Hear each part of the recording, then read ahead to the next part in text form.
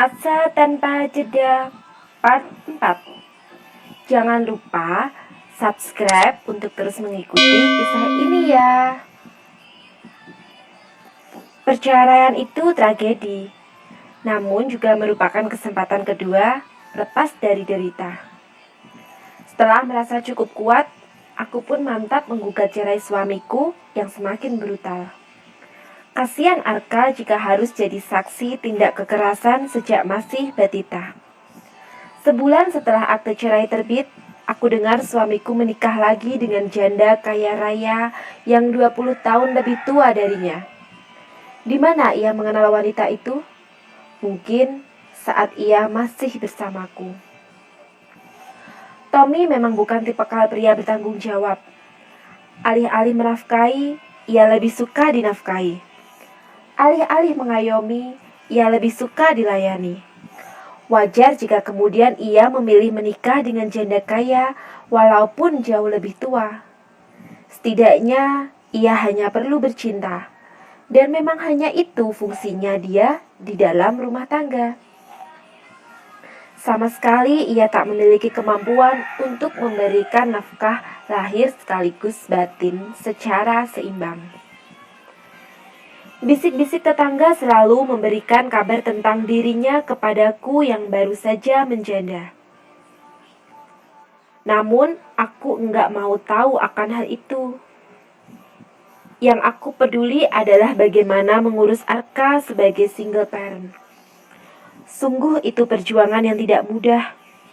Apalagi saat usahaku tengah porak-poranda.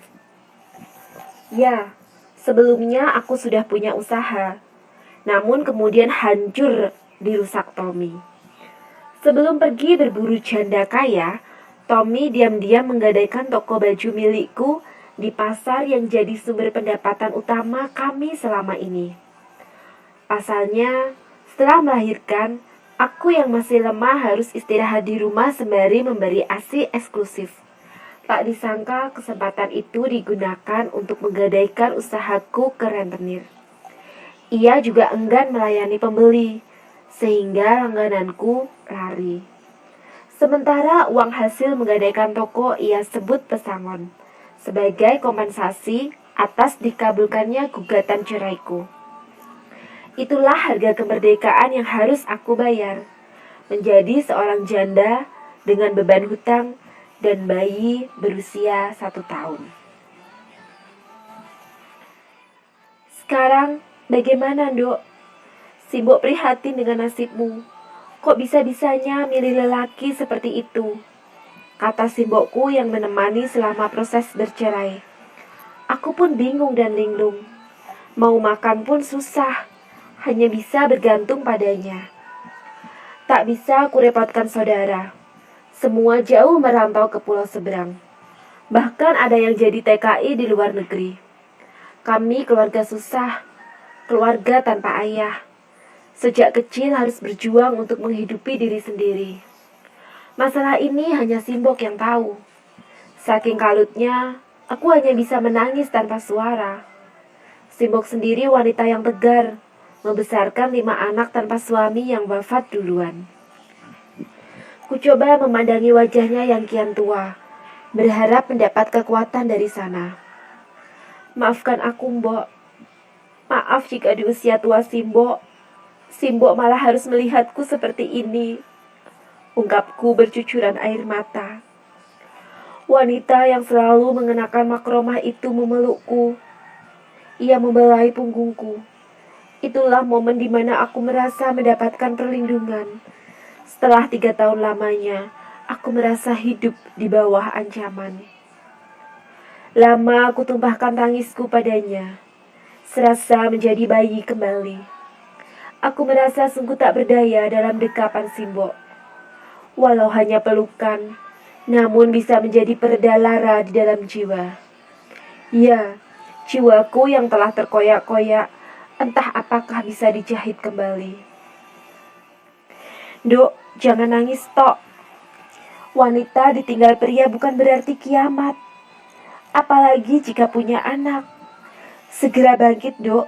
Segera berjuang. Simbok berbisik di telinga Setelah ia rasa tangisku agak reda. Masih banyak jalan. Ditinggal suami seperti itu bukanlah musibah, Dok, tapi anugerah. Untungnya kamu masih muda. Dulu, Simbok ditinggal bapakmu waktu sudah agak tua. Padahal kamu dan adik-adikmu masih kecil, tuturnya. Aku menatapnya. Bagaimana caranya, Mbok? Bagaimana caranya merubah nasibku yang tertimpa musibah ini menjadi anugerah? Simbok tersenyum, seolah memiliki jalan keluar yang baik. Ada, Dok, caranya mudah. Kamu bisa melakukannya. Setelah itu, Simbok membisikkan sesuatu kepadaku.